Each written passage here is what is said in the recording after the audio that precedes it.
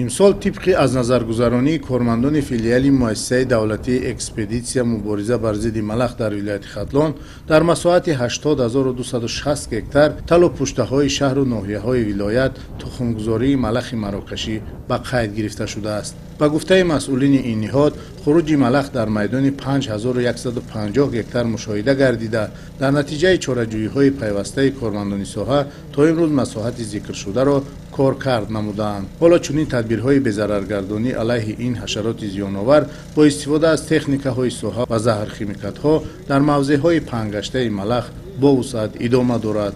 ҳамин гуна поккориҳо аз малах дар 5 ҷамоати деҳоти ноҳияи дурдасти 5 бомаром идома дошта ба хотири саривақт мубориза бурдан алайҳи малах аз ҷониби экспедитсияи мубориза бар зидди малах дар вилояти Хатлон 280 литр заҳрхимикат ва 9 техникаи махсус гардонидашуда дастрас ва таъмин карда шудааст ки дар суръат бахшидани ин тадбир мусоидат менамояд. айни ҳол мо дар мавзеи панҷхонаи ҷамоати деҳоти меҳвари ноҳияи 5 қарор дорем ки дар ин мавзеъ хуруҷи малах ба қайд гирифта шудааст.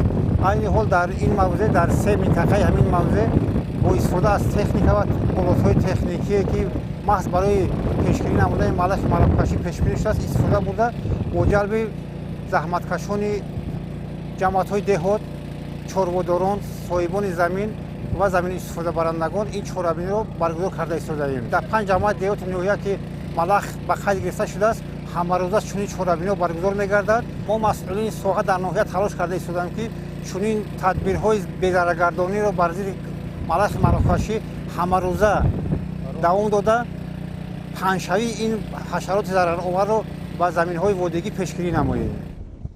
масъулини мубориза бар зидди малах дар ноҳияи 5 тибқи нақша бояд 11450 гектарро аз малах тоза намоянд ва то имрӯз масоҳати 860 гектар коркард шудааст. мубориза бар зидди малах ва несту нобуд сохтани ин ҳашароти зиёновар аз омилҳои эмин нигоҳ доштани алафҳои худрӯй ва зироату сабзавоти кишшудаи кишоварзону хоҷагидорон ба ҳисоб меравад. бо ин мақсад дар баробари кормандони филиали муассисаи давлатии экспедитсия мубориза бар зидди малах дар вилояти Хатлон кишоварзону деҳқонони ноҳияи ҷалолдини балхӣ мавзеъҳои пайдоиши малахро ба таври дастаҷамона коркард намуда истодаанд. мубориза бар зидди малах ин кори дастаҷамона мебошад. мо кишоварзони ноҳияи ҷалолдини балхӣ дар якҷоягӣ бо ситоди мубориза бар зидди малах дар вилояти Хатлон ҳама рӯза корбарӣ намуда истодаем. чунон ки мебинед дар натиҷаи коркарди ҳамарӯза паҳншавии малах дар ин мавзеъҳо кам гашта истодаанд.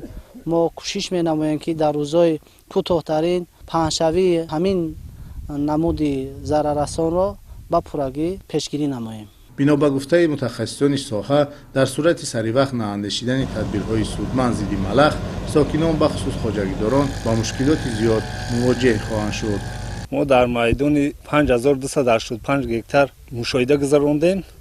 то имрӯз дар майдони 250 гектар малах паҳн гаштааст.